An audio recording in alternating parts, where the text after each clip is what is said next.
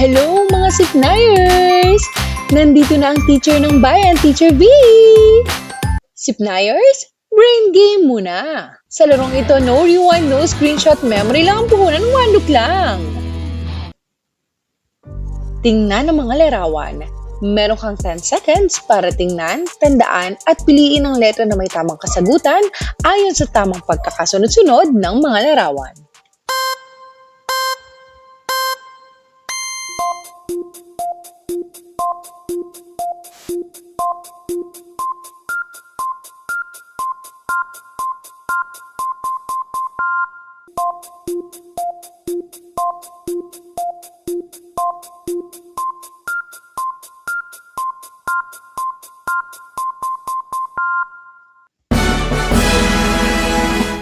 You are the one look well long limit champion.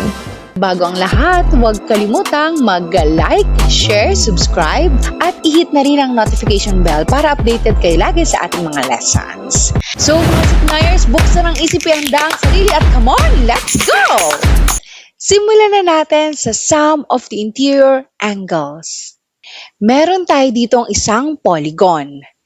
At ito ay mayroong 1, 2, 3, 4 interior angles. Pero ang pang-apat na interior angle ay wala pang sukat. Paano kaya natin ito isusolve? Tandaan na ang formula sa paghahanap ng sum of the interior angles ay S is equal to 180 degrees times n minus 2. Yung iba, ganito naman ang formulang ginagamit.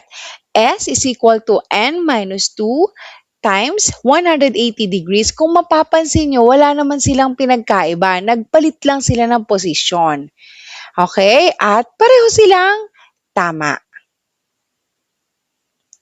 Ngayon, simulan na natin ang paghahanap ng value ng isa sa mga interior angles na ito.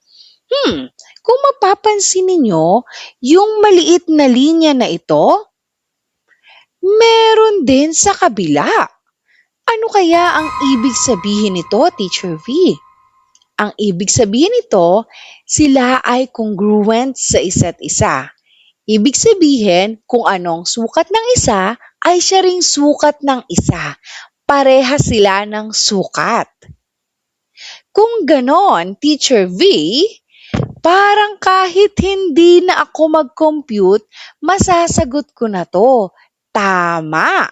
Dahil kung ang sukat ng isang interior angle ay congruent sa kabila, ibig sabihin lang, kung 107 degrees ang sukat ng isa, 107 degrees din ang sukat ng kakongruent niyang interior angle. O diba? Magic? Hindi na natin kailangan mag-solve. Tandaan nyo lang yung small lines na yon. Okay? Pero syempre, kailangan laging sigurado. Subukan pa rin natin gamitin ang ating formula. Again, isubstitute lang natin ang n sa bilang ng ating mga sides. Ilan ang sides natin? Meron tayong 4 sides.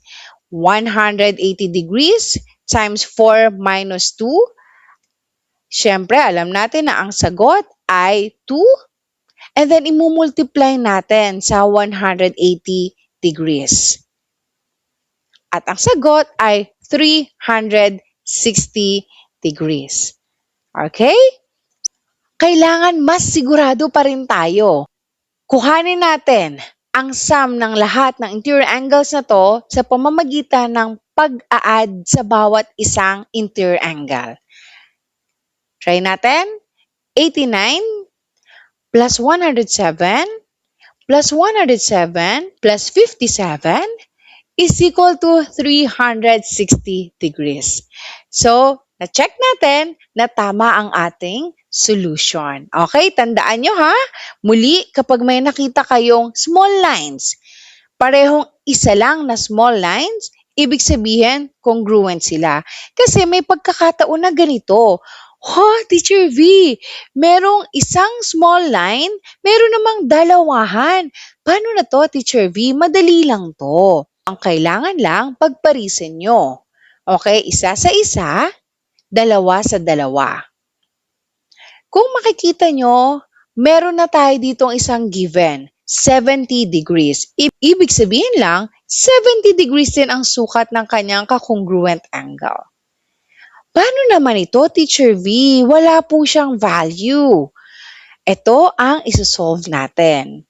Pero para malaman natin kung ano ang value o sukat ng interior angles na ito, kailangan alamin muna natin ang sum of the interior angles. So, ito na yung solution natin at nakuha natin ang sum ay 360 degrees. Okay, ngayon, ang gagawin natin, ipag-a-add natin lahat ng interior angle dito. Paano to, Teacher VX? Pwede yan. Ilagay mo lang x plus x. Bakit po may isa pang x? Dahil nga congruent siya sa isa. Diba? So kung siya ay x, x pa rin yung kabila. Kung anong sukat ng isa, yun pa rin ang sukat ng kabila. So gagamitin natin x plus 70 degrees plus 70 degrees is equal to 360 degrees. Ngayon, simulan na natin ang pagsosolve. X plus x is equal to 2x. 70 plus 70 is equal to positive 140 degrees. And i-equate lang natin siya sa 360 degrees. Ngayon, dahil x ang kinukuha natin, ilipat lang natin ang positive 140 degrees sa kabila. Ito ay magiging ng negative 140 degrees. So, ito na ang magiging itsura niya. 2x is equal to 360 degrees minus 140 degrees. Ngayon, syempre, ang gagawin natin, ipagmaminus natin ang 360 sa 140. So, ang magiging sagot ay 220. Dahil x ang hinahanap nating value, i-divide natin ito both sides saan? Sa katabi ng x na number. Okay? Ito ay 2. So, i-divide natin both sides sa 2. 2x divided by 2 is equal to x. 220 divided by 2 is equal to 110. So, ibig sabihin, ang x natin ay 110. So, pwede na nating ilagay dito na ang sukat ng mga interior angles na ito ay parehong 110 degrees. Teacher V, gusto kong makasigurado, tama ba itong computation natin? Tama ka, dapat palaging sigurado. Ngayon, i-substitute na natin ang mga value na to sa x. So, 110 plus 110 plus 70 plus 70 is equal to 360. Ngayon, kapag pinag-add natin ito, ang sagot ay 360 degrees. So, equal siya. Hala, Teacher V, ang daming nawawala. Ayoko na. Ayoko na rin. Magkakape na lang ako. Find the measure of the indicated interior and exterior angles of the given polygon. Kalma. Kalma. Ang una niyong dapat gawin, tingnan ninyo kung ano ang pinakamadaling pwede niyong makuhang sagot. Kung ako ang tatanungin, ito ang pinakamadaling hanapan ng sagot. Bakit? Kasi adjacent angles na siya. May given na siya na 110 degrees. So, ang kailangan nyo lang gawin, kung maaalala nyo, panoorin nyo ang video natin na ito. Ilalagay ko ang link sa taas para maklik ninyo at mas masundan nyo kung paano mag-solve ng sum of the interior angles. Okay, ima-minus lang natin ito sa 180 degrees. So, 180 degrees minus 110 is equal to 70 degrees. So, meron na. Nakuha na agad natin ang tamang kasagutan. Tingnan mong maigi ang figure na ito. Alin pa ang kaya mong sagutin? Naalala nyo, may nakikita kayong mga small lines dyan? Eto ibig sabihin, congruent sila sa isa't isa.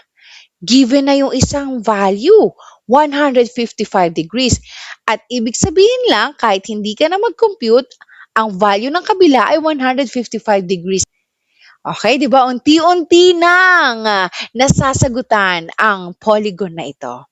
Ngayon, nakikita nyo ba ang maliit na square na ito? Tandaan nyo lang kapag nakakita kayo niyan sa isang figure, ibig sabihin automatic.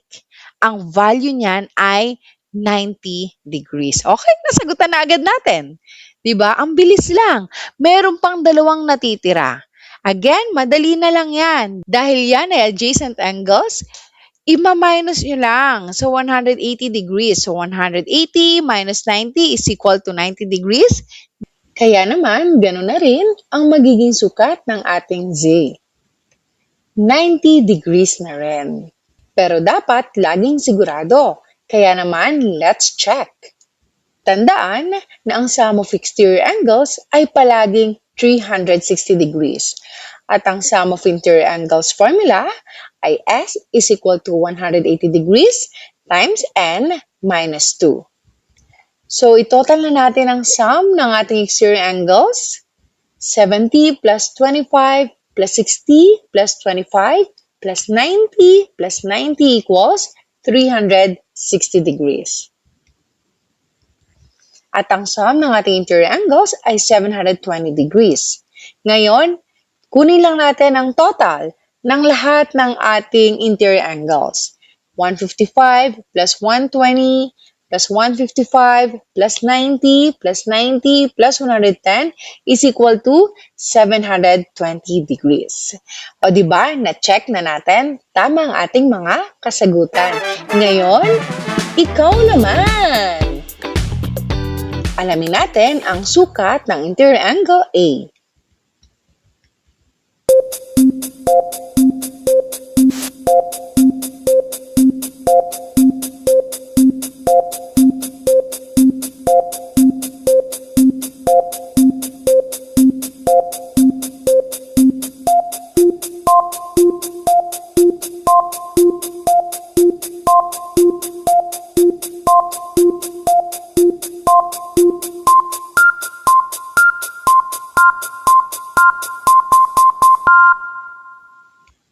At ang tamang kasagutan ay 110 degrees. Nandito na rin ang computation. 180 degrees minus 70 degrees is equal to 110 degrees. Hanapin na natin ang interior angle B.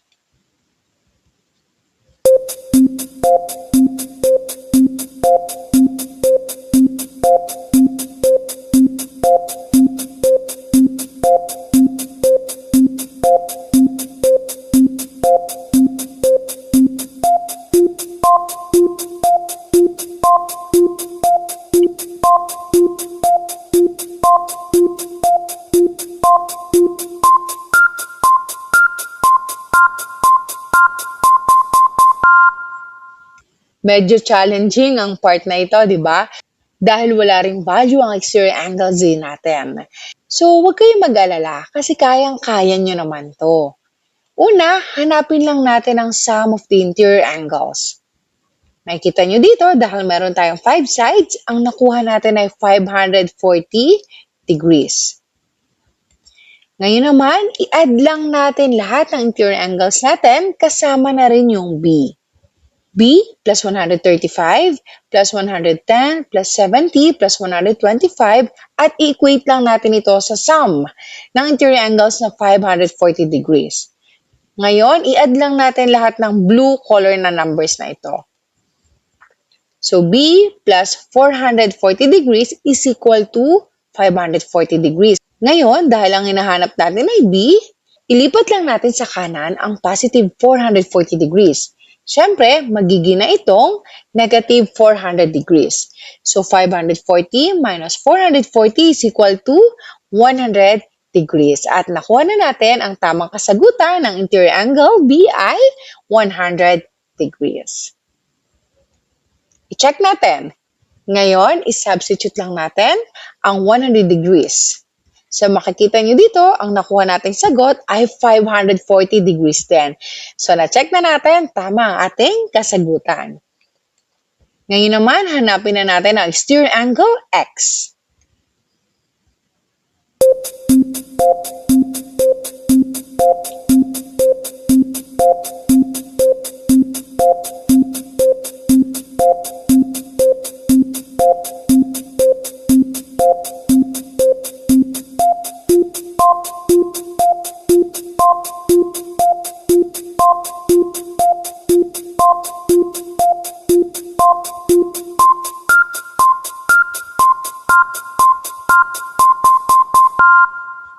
At ang tamang kasagutan ay 45 degrees. 180 degrees minus 135 degrees is equal to 45 degrees. Hanapin naman natin ang exterior angle Z.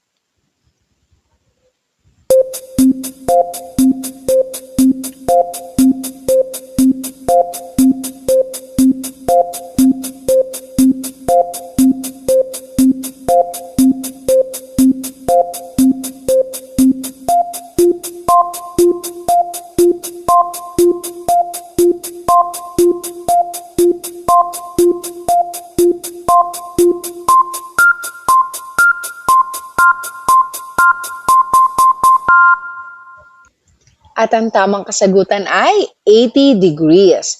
180 minus 100 is equal to 80 degrees. Lastly, exterior angle Y.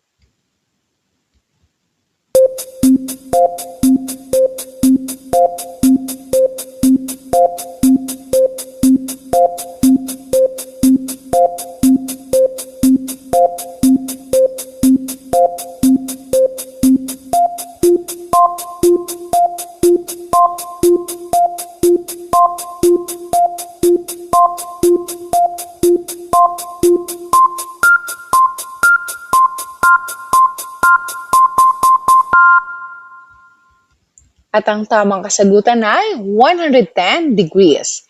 180 minus 70 is equal to 110 degrees. Muli, maraming salamat mga Sipnayers. Ito ang inyong teacher ng bayan, Teacher V.